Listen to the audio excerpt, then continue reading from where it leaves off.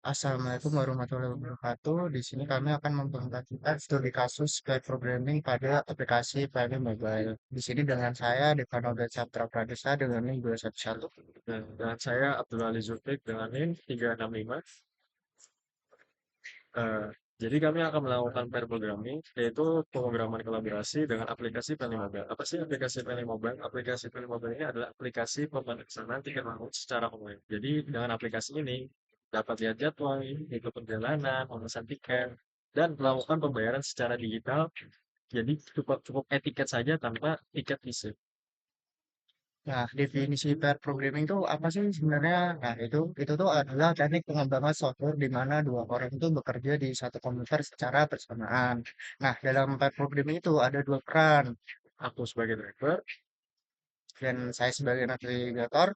Nah, jadi aku sebagai driver itu adalah tokoh utama dalam implementasi logika dan UI dan UX dari aplikasi Peli Mobile. Jadi ketika aku dapat arahan dari navigator untuk menambahkan searching, untuk menambahkan jadwal kapal dan harga dan ranjang tidur, maka aku harus mengimplementasikan logika dan UI-nya terhadap aplikasi tersebut.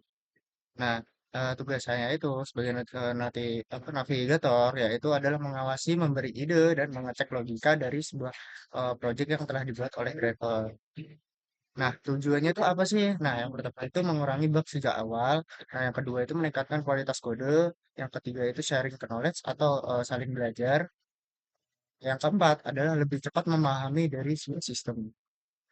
Nah, jadi SDLC itu ada dua, ya salah satunya itu Extreme Programming. Itu ada metodologi pengawasan software yang masuk dalam keluarga Agile, fokusnya pada kualitas kode dan kemampuan tim redaksi dan perubahan. Jadi kami menggunakan Extreme Programming, jadi planning, kami tentukan kebutuhan user. Kedua, setelah dapat data tersebut, kami desain aplikasi. Ketiga, kami melakukan coding teknis, kemudian melakukan testing, dan listening mendengarkan pendapat dari pengguna, user. Terakhir, kami akan mengulangi jika ada kesalahan. Nah, metode yang kedua itu adalah prototype programming. Nah, apa sih itu sebenarnya? Yaitu model pengembangan di mana tuh developer membuat versi awal yang belum lengkap dan dicoba dan dievaluasi oleh user sebelum produk itu dibuat. Nah, untuk alur kerjanya itu gimana sih? Nah, yang pertama itu mengumpulkan kebutuhan awal, yang kedua itu membuat prototipe cepat, nah yang ketiga itu membuat user itu mencoba dan memberikan feedback. Nah, yang keempat itu merevisi prototipe. Nah, yang kelima itu mengulangi sampai user puas. Dan yang terakhir itu membangun sistem secara penuh. Model mana sih yang lebih cocok untuk aplikasi yang kami kerjakan seperti kolaborasi ini? Metode yang paling cocok adalah prototyping model. Kenapa? Karena prototyping model ini kebutuhan user ini bisa berubah dan perlu validasi, terus kemudian tidak kompleks dan cocok untuk project pemula. Nah, di sini kami akan tanya jawab sebagai developer dan klien. Eh, Saya sebagai klien, dan saya sebagai developer. nah, eh, saya ingin membuat aplikasi transportasi antar pulau seperti Penly Mobile. Aplikasi ini itu nantinya digunakan untuk pemesanan tiket kapal, melihat jadwal, dan pembayaran online. Apakah itu bisa dibuat? Ya bisa. Namun saya ingin memastikan benar nih aplikasi ini buat transportasi publik. Selain itu, jika ini benar, maka saya akan menggunakan metode prototyping untuk mengembangkan aplikasi ini nanti. Iya, benar. Aplikasi ini tuh termasuk aplikasi publik karena ini akan digunakan untuk oleh banyak orang untuk melakukan perjalanan antar pulau.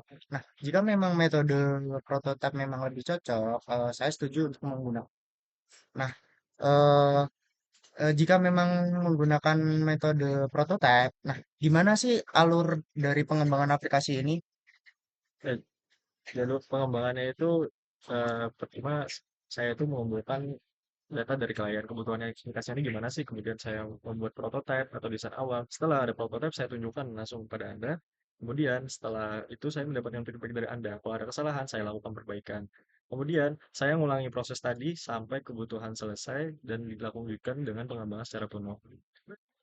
Kesimpulan, dalam proses pair programming kami, aplikasi Peli Mobile ini bertujuan untuk aplikasi yang kami pilih adalah Peli Mobile, yaitu aplikasi melakukan pemesanan tiket, melihat jadwal, dan melakukan perjalanan secara digital. Dalam pengembangannya dengan secara kolaborasi, metode prototyping model menjadi pilihan yang tepat karena membantu memahami kebutuhan pengguna melalui pembuatan versi awal yang dapat diuji dan diperbaiki secara berulang. Dengan pendekatan ini, aplikasi yang dihasilkan akan lebih sesuai dengan kebutuhan user, lebih efisien, serta minimal kesalahan sebelum sempat tahap sistem secara tenang. Sekian presentasi dari kami. Assalamualaikum warahmatullahi wabarakatuh.